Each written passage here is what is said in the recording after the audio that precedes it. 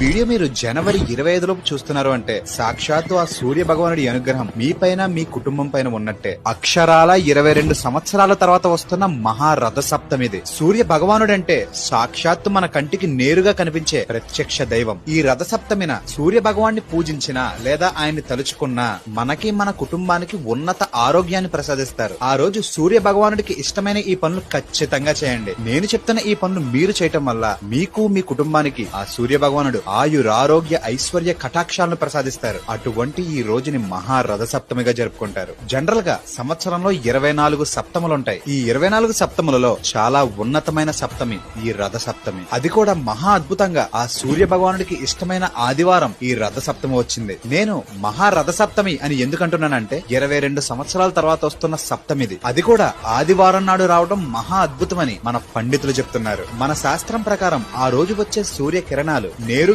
మన ఆరోగ్యంపై ప్రభావం చూపుతాయని మన ధర్మశాస్త్రం చెప్తుంది. అందువల్ల దీన్ని ఆరోగ్య సప్తమి అని కూడా అంటారు. మీరు ఆ రోజు ఏం చెయ్యాలి, ఆ సూర్య భగవానుడికి ఇష్టమైన విధంగా ఎలా ప్రార్థించాలి,